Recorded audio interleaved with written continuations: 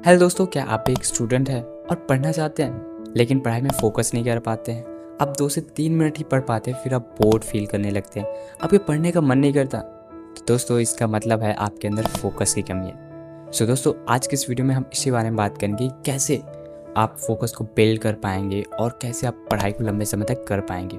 सो दोस्तों, इस वीडियो में हम 5 टेक्निक्स के बारे में जानेंगे जिससे आप अपने फोकस को बिल्ड कर पाएंगे। So let's start the video. First technique है दोस्तों, वो है पोमोडोरो टेक्निक। दोस्तों, ये टेक्निक ना ही सिर्फ आपके फोकस को इम्प्रूव करेगी, बल्कि ये आपको ये भी सिखाएगी कि कैसे आपको पढ़ाई को कंटिन्यू लंबे समय तक रख पाएंगे। सो दोस्तों, इस टेक्निक में हमें 25 मिनट्स स्टडी करनी पड़ती है और उसके बाद 5 मिनट का ब्रेक लेना होता है। दोस्तों, ये टेक्निक जितनी सिंपल दिखती है ना, उतनी है नहीं।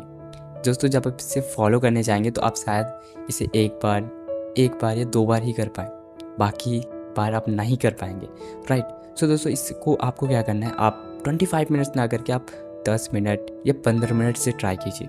इसे आप बहुत अच्छे से आप इस टेक्निक का इस्तेमाल कर सकते हैं, राइट। सो जितना कम सके 10 मिनट 15 मिनट, आप उसके बाद इसको आप धीरे धीरे उसके टाइमिंग को बढ़ा सकते हैं। 25 मिनट्स तक ला सकते हो, आधा घंटा भी ला सकते हैं, राइट। सो इस तरह से आपको जहाँ से स्टार्ट करना हो ना, आप वहाँ से स्टार्ट कीजिए और जहाँ जो आपको ईजी लगे, राइट। इसमें कोई वो नहीं है कि आपको 25 मिनट से फोकस करना है। आप अगर 10 मिनट भी कर पा रहे हैं तो इट्स वेल एंड गुड। दूसरी टेक्निक है दोस्तों, वो है choose right place for study. दोस्तों, स्टडी करना एक बहुत इंपॉर्टेंट चीज़ है, जिसे अगर आप गलत जगह पर बैठ के पढ़ रहे हैं तो आप शायद नहीं पढ़ पाएंगे। इसलिए दोस्तों, पढ़ाई करने के लिए एक ऐसी जगह चुनें जहाँ पर शांति हो और जहाँ पर जो लोग ज़्यादा आते जाते ना हो, क्योंकि दोस्तों ये सारी चीज़ें आपको डिस्ट्रैक्ट कर सकती हैं। इसलिए दोस्तों, अगर आपको फोकस के साथ पढ़ाई करना है तो आपको एक ऐसा कोना डिसाइड कर लेना जहाँ पर लोग बिल्कुल भी ना आते हों, राइट।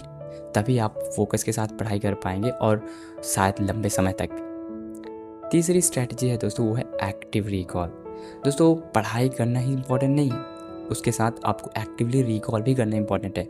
इसका मतलब है दोस्तों कि आप जो भी टॉपिक पढ़ते हैं उससे रिलेटेड आप जब उसको टॉपिक को कंप्लीट कर लें तो उससे रिलेटेड आप अपने आप से क्वेश्चन पूछिए, जैसे कि क्वेश्चन पूछिए, या उससे बंद करके आप जो आपने पढ़ा है उसे अपने शब्दों में लिखने की ट्राई कीजिए। ओके, एग्जाम्पल के लिए आपने माइक्रो इकोनॉमिक्स के बारे में पढ़ा, तो माइक्रो इकोनॉमिक्स क्या होता है, micro economics and micro economics में क्या अंतर है, डिमांड क्या होता है, सप्लाई क्या होती है, ये सारी चीज़ों के बारे में आपको पढ़ना पड़ेगा। इसी को कहते हैं दोस्तों इफेक्टिवली पढ़ना। चौथी टेक्निक है दोस्तों, वो है डिफ्यूज मोड लर्निंग।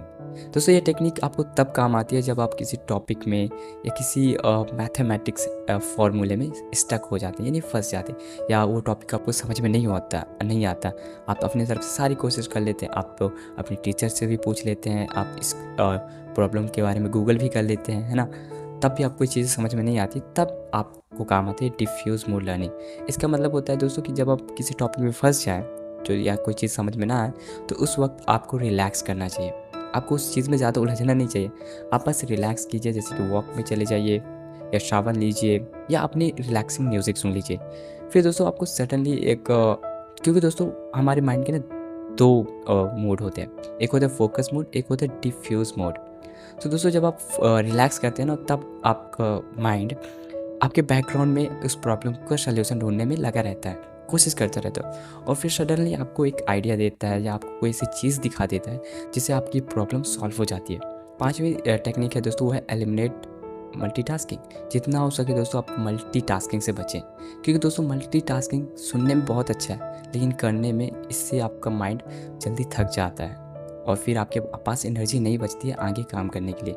इसलिए दोस्तों, मल्टीटास्किंग को अवॉइड कीजिए, एक ही समय में सिर्फ एक ही टास्क करें। इससे आपका फोकस बढ़ता है और आप उस काम को अच्छे से कर भी पाते हैं। तो इसलिए दोस्तों, किसी ने कहा कि अगर आप एक साथ 2 खरगोश पकड़ने की कोशिश करेंगे तो आप एक भी नहीं पकड़ पाएंगे।